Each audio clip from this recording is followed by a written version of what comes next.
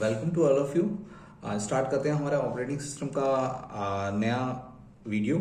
इस वीडियो में आप देखेंगे हम सीख रहे थे शेड्यूलिंग एल्गोरिथम्स। शेड्यूलिंग एल्गोरिथम्स में हमने सबसे पहले शेड्यूलिंग एल्गोरिथम FCFS सॉल्व कर पाए थे, जिसमें हमने अराइवल टाइम गिवन करके देखा था और अराइवल टाइम को जीरो करके देखा था। तो एक क्वेश्चन और हमारा स्टार्ट करते हैं इससे रिलेटेड, जिसमें अराइवल टाइम गिवन है, बस टाइम गिवन है एंड प्रोसेसेस गिवन है। फर्स्ट ऑफ ऑल हमारा प्रोसेस सेम रहेगा।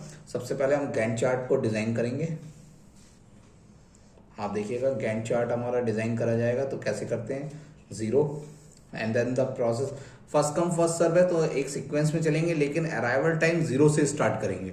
जिसका भी अराइवल टाइम 0 होगा वो पहले आएगा, देन उसके बाद हमारा एक सीक्वेंस रहेगा। जैसे ही जो अराइवल टाइम, तो हमारे यहाँ पे अराइवल टाइम गिवन है प्रोसेस का कि पहले कौन सा आया, फिर उसके बाद नेक्स्ट, उसके बाद देखिएगा 0 अराइवल टाइम पे P3, फिर अराइवल टाइम 1 पे P1, फिर P2 और फिर P3 पे P2 आया।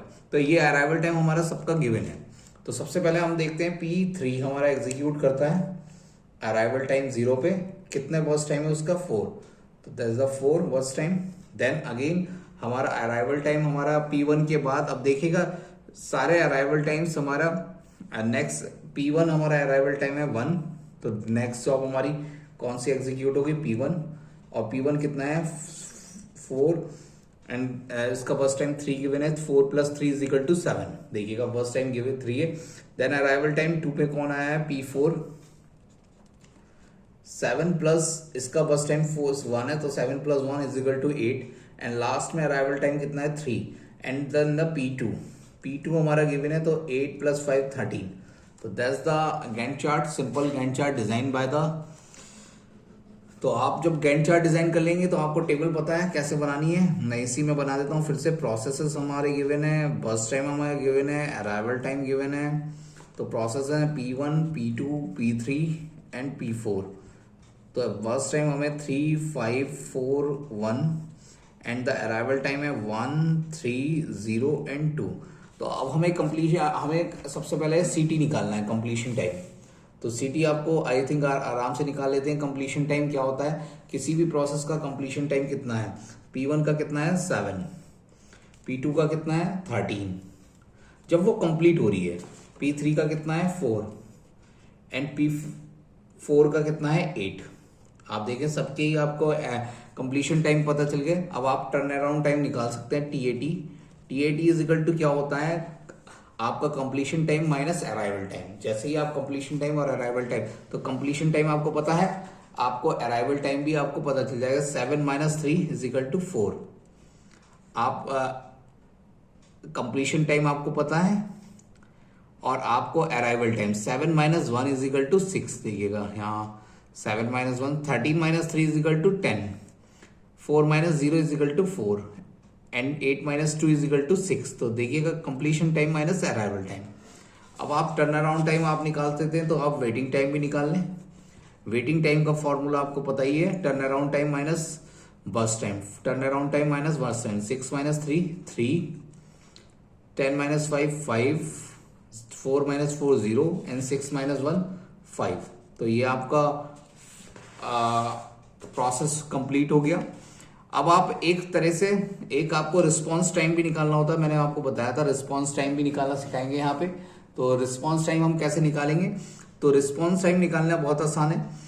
हमें क्या करना होता है, जो भी प्रोसेस आपकी जिसका स्टार्टिंग टाइम कब आया है, प्रोसेस का स्टार्टिंग टाइम देखेंगे। जैसे P1 का स्टार्टिंग टाइम कितना है, 4। तो 4 में से आप क्या सब्ट्रैक्ट कर दें, 4 में से हमारा अराइवल टाइम सब्ट्रैक्ट कर दें, तो आपका रिस्पांस टाइम आ जाएगा। तो 4 में से अराइवल टाइम कितना है P1 का, 4 माइनस अराइवल टाइम 1 था, तो 4 - 1 क्या हो गया, 3। तो आपका रिस्पांस टाइम P1 का कितना हो गया, 3। ऐसी P2 का 8 और अराइवल टाइम कितना उसको दिया, कहा था 3 मिली सेकेंड पे आना था, और आई कितने पे, 8। तो 8 - 3 = 5। सही है। ऐसी P3 का 0 और उसे कहा भी 0 था, तो 0 मिली सेकेंड। सही है, 0 - 0 एंड P4 7 मिली सेकेंड पे तो आई है, और कब आना था उसे, अराइवल टाइम उसका क्या था, 2। तो 7 - 2 = 5। तो ये रिस्पॉन्स टाइम निकालने का फॉर्मूला है, आप रिस्पॉन्स टाइम आराम से निकाल सकते हैं। तो ये हमारा एक एवरेज टर्न अराउंड टाइम और एवरेज वेटिंग टाइम का आप आइडेंटिफाई कर सकते हैं। 6 + 10 + 4 + 6 divide by 4 and 3 + 5 + 0 + 5 divide by 4। तो बहुत आसान क्वेश्चन है ये। अब हम नॉन प्रिमिटिव शेड्यूलिंग के थ्रू कर रहे हैं। आगे चल जब हम बढ़ते जाएंगे तो हम प्रिमिटिव और नॉन प्रिमिटिव दोनों ही शेड्यूलिंग को चेक कर यूज करेंगे अपने न्यूमेरिकल्स पे। तो न्यूमेरिकल पोर्शन हमारा यहाँ पे खत्म होता हुआ FCFS से रिलेटेड। अब हम नेक्स्ट टाइम हम शॉर्टेस्ट जॉब फर्स्ट पे प्रिमिटिव एंड नॉन प्रिमिटिव दोनों ही एल्गोरिथम पे दोनों टाइप पे हम काम करेंगे और देखेंगे कि कैसे हमारा एवरेज वर्स्ट टाइम और वेटिंग टाइम आइडेंटिफाई होता है। तो thank you class, thank you for joining the session for operating system. Thank you.